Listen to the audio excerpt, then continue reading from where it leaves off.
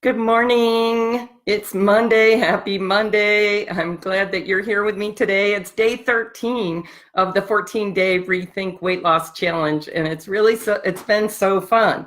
And we've talked about a lot of ideas about what some of the limiting beliefs are that we have, why we have them, why they sustain themselves, and how they hold us back.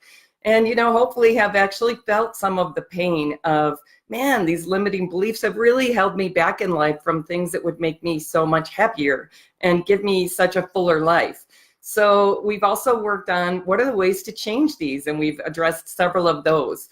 And today we're going to go from concept to action, because that's where the rubber meets the road, right?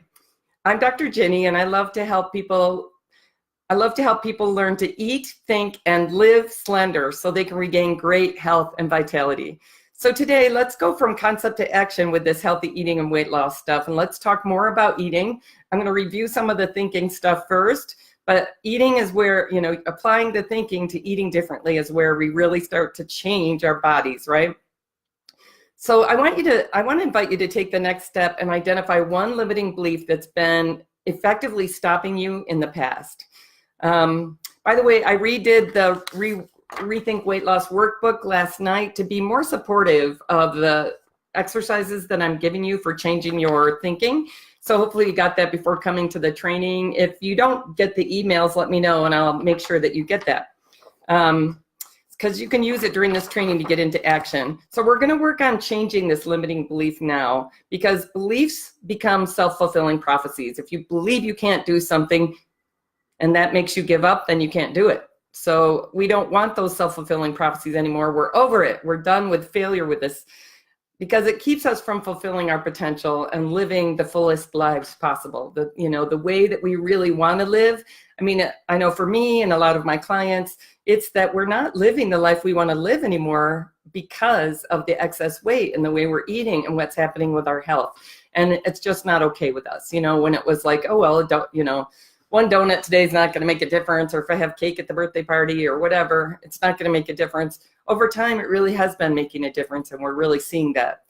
So some of the limiting beliefs we talked about in this challenge are, it should be easy to eat healthy and to get slender. It shouldn't be so hard. That one can really hold us back, because we're telling ourselves, okay, this is too hard, I can't do it. Okay, Norton is doing some obnoxious pop-ups. Oh my gosh. Sorry. And another limiting belief is, I don't have time to eat healthy. I don't have time, so I can't do it. So give up. Another one is, I deserve this treat. And that's not a limiting belief so much as a justification, but it is one that I know I used a lot to go ahead and do something that I didn't intend to do, that I knew was not for my, highest value, my highest potential. And here's a limiting belief that we worked on. My body just won't release excess weight. My body just won't lose weight. That's a very discouraging one. If you believe your body just won't do it, you're not going to try. And many of you let me know that you hold various ones of these beliefs. So I want to ask, have any of these held you back, or something else? Like, a lot of times, some belief we have about eating or weight loss can translate to this bigger, more core belief we have, like, I'm a loser, or I'm not good enough, or I'm not worthy of being happy. Those are ouch, right? Those hurt. So I'm going to ask you to identify a limiting belief that stopped you from being successful in the past with healthy eating and weight loss, and write it down. And I'll wait.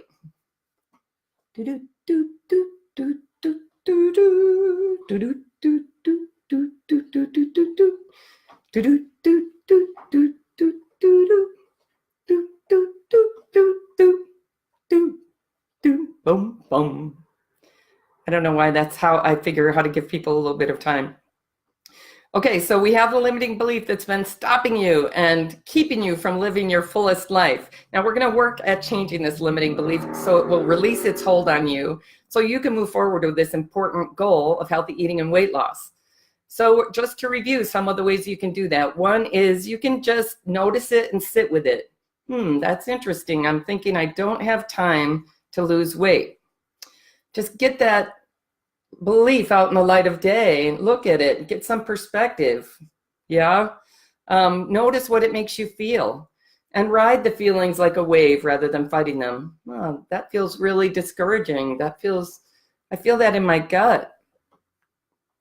Yeah, it sort of goes along with the thought that I might as well not even try. So that's the first thing you can do. When you don't feel like you can do the turnaround or a visualization, just go ahead and sit with it and notice what it's causing you to feel. And in the workbook, let me see, on page 5, I set it up to help you with this. So you just write out the limiting belief, and it's good to put it in your words. What are the words that your mind is using to stop you? And what are the feelings that go along with it? And then the next thing that you can do is ask a good question. So a good question to loosen it up. So it should be easy. A good question could be, how can I make this easier for myself to eat healthy? That assumes that you can make it easier, and it sends your mind searching for solutions. All right, ask, like, see, I don't have time. As Barb said, when do I have time to prepare food today is a good question. Assumes that you do have time, which is true. It's all about priorities. We can make time if we make it a priority. I deserve this treat. Good question might be, what do I truly deserve in life? Is it this sweet treat, or is it something a lot bigger and richer and more lasting and more meaningful? Or my body just won't lose weight. Good question could be, what do I need to do differently so that my body will release excess weight? So if you want to do the question to loosen it up right there, and then the other way that you can change this thought is through thought substitution, thinking this, not that. Transform the belief to something that is more true and more constructive. So it should be easy becomes it's understandable that it takes effort, but it's doable. Or as my client Barb said, it takes effort to lose weight, and when I stick to it, I am successful. I don't have time can be transformed into, when I make healthy eating a priority, I will find time. I deserve this treat can be transformed into, I deserve a rich, full, active, healthy life. And I won't enjoy eating healthy. It'll be sad and miserable. We can transform that to, I'm sure there are plenty of healthy foods I can eat that I will enjoy. I just need to apply myself to figuring out what they are. All right. So that's thought substitution, and there's a space for that on here. And it just loosens them up. They may not go away completely, but when they aren't running you around, making you do what they want you to do, which is maintain the status quo and sit around eating bonbons and crying, yeah, when you loosen that up, it gives you a lot more choice over how you're eating and what you're doing in your life.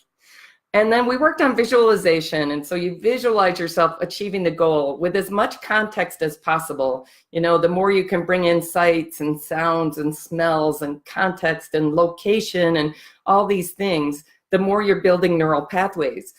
Because when we envision doing what it takes to achieve a goal, because that's the other big part of it, we're a lot more likely to feel like we've been doing it, to have comfort and confidence with it, and to really let go of the fear and the reluctance. And it really does even change, it changes your brain pathways. Like, I can do this, I do this all the time, even if a lot of it has been just visual so far. So you visualize yourself in your healthy, slender, right-sized body, able to move so easily again with great energy and vitality. And you're loving the size clothes you wear, you're loving how you look in clothes, and it's really easy to get dressed and out of the house. It's a completely different, more relaxing experience. You have so much confidence, and you visualize yourself doing the healthy eating habits that it takes to get your healthy, slender, right-sized body, and to really be happily eating like a slender person. You see yourself happily eating like a slender person. And you love eating this way. And it's amazing to be free from cravings and free from stress over food and weight. I can tell you, and my clients can tell you, oh, that is like a tremendous amount of energy freed up in your life for doing something else. You could, you know, I could do another doctorate at this point. I'm not going to, though. So you don't have to do them all. Find one of these approaches that you really like and just do it with some consistency. And I hope that you came up with, you know, what you truly deserve in life. That question is here. Take a little time with that. When that justification comes up, I deserve this, I want you to have some much bigger things that you know you deserve that are present in your mind. And I hope you came up with your own powerful motivation, your big why for healthy eating and weight loss. Why is this actually important enough to you to put out some effort to change things? You know, it takes a little effort, right? Anything that doesn't take effort is probably not meaningful or important. And anything that is meaningful or important that's really going to change your life, you're going to have a sense of a bit of reluctance, and your brain is going to say, well, that sounds scary. I think we should just maintain the status quo here. So it's not too much effort, right? You don't want something that's so hard you can't accomplish it. And you don't want things that are so easy that you're never growing. You want it to be a little hard so that you're accomplishing something important and amazing, right? And I want to add one thing here, which is to treat yourself with compassion, because most of us have had a bunch of failure experiences with healthy eating and weight loss. And I know firsthand how miserable that is and how it's just a miserable, crummy feeling. Let's not carry that stress and shame forward anymore. There are some really good reasons. We talked about them in this challenge. There's some really good reasons why you've been failing. Your environment has been constantly leading you in the wrong direction, increasingly so, which is why our society is becoming more and more overweight and more ill as we get older. We're actually getting more ill now than we used to be getting as we get older, with the diabetes and the heart conditions and the cancers, all related to our diet.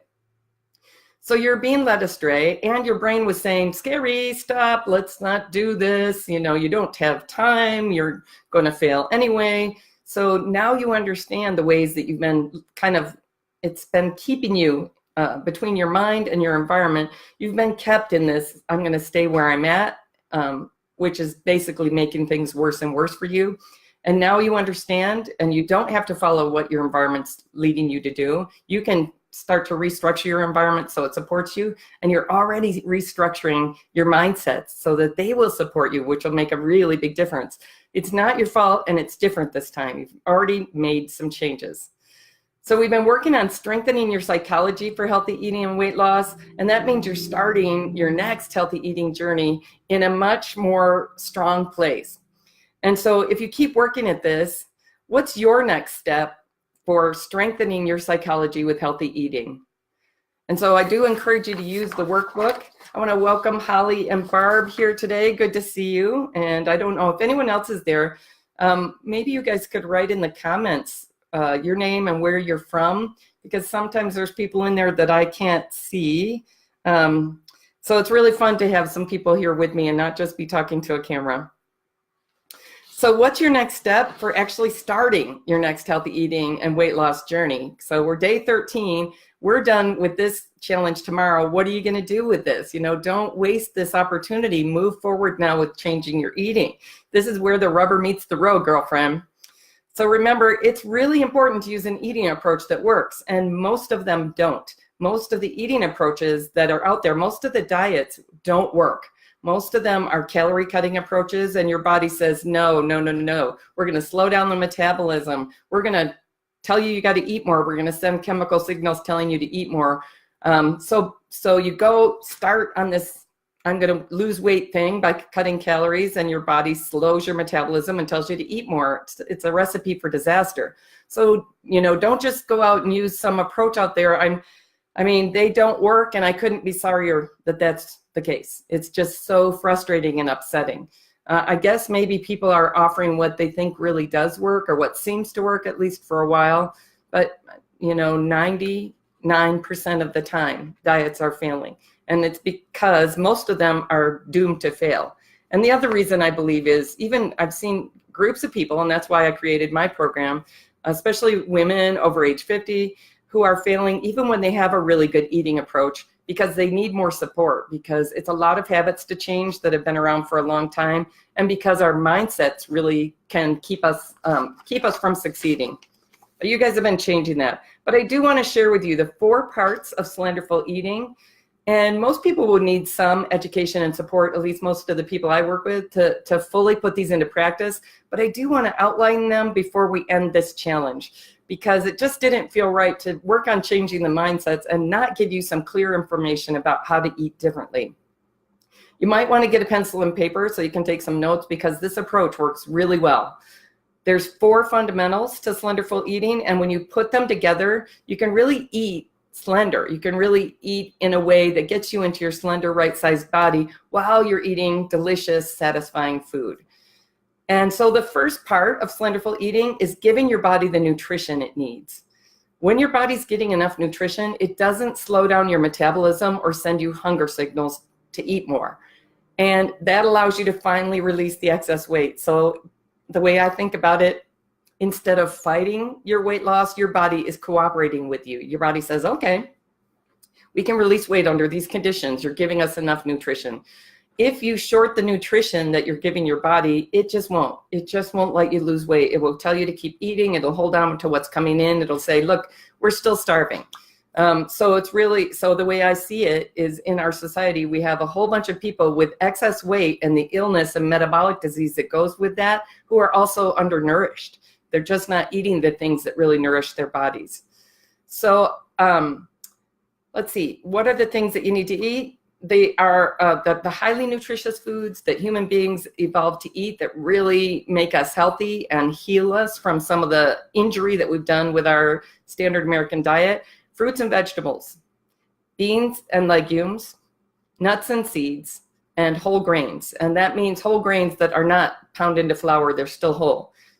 So most of the cereals that say whole grain, they're not whole grain. They're whole grain pounded into flour, which is flour, not whole grain.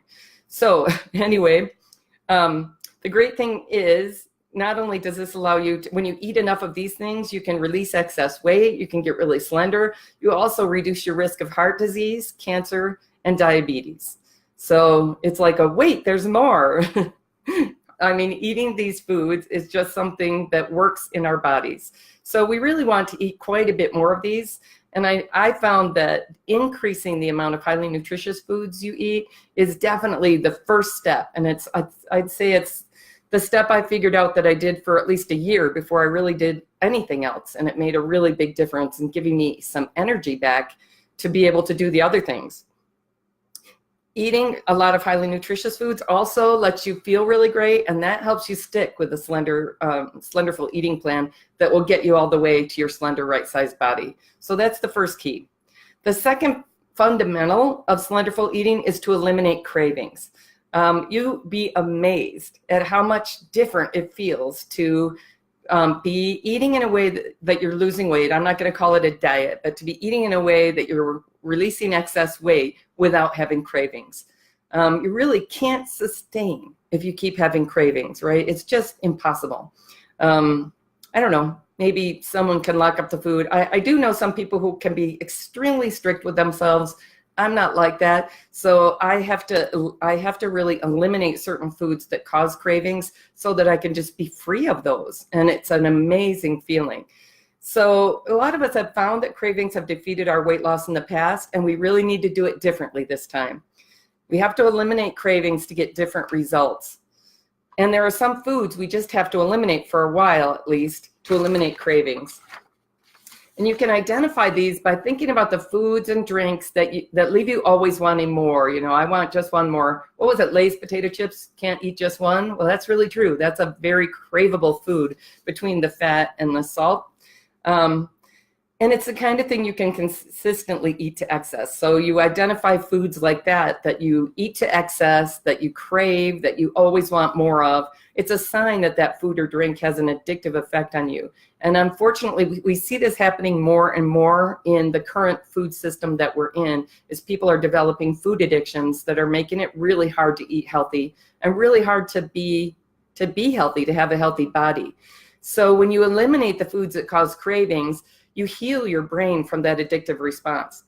And I don't mean to say that thing goes away. Like if I started eating Lay's potato chips again, that addiction would come right back. So we do find that often if we eat a little of the addictive craving producing foods, we can't be successful. So we just cut them out of our diets altogether and just eliminate that whole area of stress. And you'll be amazed at how much lighter and more relaxed you feel when you're doing a healthy eating weight loss plan that doesn't also involve cravings. I just can't even convey how good that feels. And And I love hearing that from my clients. Like, they're like, I had no idea the cravings would go away so fast, or how good that would feel. All right, so those are two. The third fundamental of slenderful eating relates to how and when we eat. So this idea that we can eat on and off all day long, whatever, whenever, wherever. I mean, I sit in social work offices when I go see patients in nursing homes, and they're just kind of, they run in the office, they eat a little while, and then they run out, or somebody comes in and talks to them about something really stressful. And it's stressful to even watch. And I know I used to eat that way. And I don't know, when I started this change, maybe for a while I thought I should do that. It's a great thing to get away from that. Our bodies need time to digest and metabolize the food we eat before we eat again. And I'm pretty sure my belief that I needed to eat every 2 or 3 hours is a big reason why I kept gaining weight month after month and year after year. So it's best to eat on a predictable schedule that supports weight loss. And for most of us, the simplest thing we can do is just eat 3 meals and no snacks whatsoever. And so it's better for our digestion, it's better for our metabolism. But one thing I love about it as a psychologist is that once you know you don't eat between meals, it's like the temptation to eat between meals and to eat all those snacky things that people are presenting to you in between meals. It's just gone. You just don't do that. So you're like busy doing your job, or busy talking with your friends, or taking care of your household, or whatever. You're not thinking about eating all day. You know, there's 3 times a day you eat. And as that becomes habit and becomes automatic, again, that just frees up all this energy in between meals for doing other things. So eating loses its obsessiveness, which is an amazing feeling. So first, you eat a lot more highly nutritious foods. Second, you eliminate cravings. Third, you eat 3 meals. Some of us do it slightly differently, but basically 3 meals and no snacks. And the fourth and final fundamental principle, fundamental principle of slenderful eating relates to quantities. You have to eat the right quantities to be able to release excess weight. And then once you get to your weight goal, you have to eat the right quantities to maintain your weight. So quantities is really important. It's one of the later things that I figured out in my journey. It took me about 4 years to figure out all these fundamentals, I think it was. And that was one of the later things that I figured out. And once I figured out the quantities, then I was able to get all the way to my slender, right-sized body, to a goal weight that I hadn't really dreamed of before. That really gave me just so much energy back. So there are, in the quantities, there's some foods you can eat a lot more of, like the fruits and vegetables. A lot of times beans and legumes are a really great thing to eat more of. And there are other foods you need to eat less of to become slender. So in our society, most people are eating, like we kind of grew up with a big piece of meat at the center and a little bit of vegetables along the side. And I talk about changing the center so that you're having a whole lot of fruits and vegetables and a little bit of meat or plant protein, depending how you do that. We're eating too much protein, and we're eating too much fat, and we're eating too much sugar. And we need to eat a lot more fruits and vegetables and the things that really nourish our bodies. In the Slender for Good program, I give you very clear and specific guidance on how much of the different types of food to eat so you can achieve the desired weight loss and get all the way to slender. And so when you put these 4 fundamentals of slenderful eating together, you want to know what happens to your body. It gets really healthy and happy. It says, oh, thank you. I didn't think you were paying attention. I didn't think you loved me. Thank you for the nutritious food. And it stops having cravings. And it stops telling you need to eat more. And it stops slowing down your metabolism. And it starts cooperating with you. And it allows you to release excess weight steadily. And you don't have any more failed weight loss attempts. And you start getting a lot more energy. I found my brain fog cleared. A lot of us have found we've been able to go off certain medications and supplements that we never could go off before. So those are the 4 parts of eating like a slender person, and they're crucial for getting into your slender, right-sized body. Does that make sense? Anybody who's here on the call, it's not a call. It's a live Facebook training.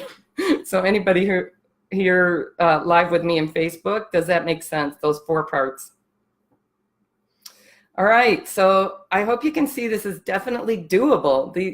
It may be a number of pieces that you have to put together, but it's very doable, and you can do this. When you use an effective eating approach and you follow one approach faithfully rather than constantly tweaking it or trying 6 different things at once, you can really get a lot of success. When you eat slender, think slender, and live slender, it all comes together and it all works. You can achieve the beautiful vision of healthy, thriving, vibrant life. And the benefits are so worth the effort. Holly says, it makes sense. Thanks, Holly. So today is day 13 of our challenge, and that means tomorrow's our last day, and I'll take you to the next steps. I'll address one more limiting belief tomorrow that really holds people back, and I'll share with you more about the Slender for Good program and how it works. And I'll invite you to schedule your own weight loss breakthrough call so we can talk together about your next steps for really getting slender for good. So have a wonderful day. Give your body some wonderful, nutritious food, and I'll see you tomorrow. Love you. Bye.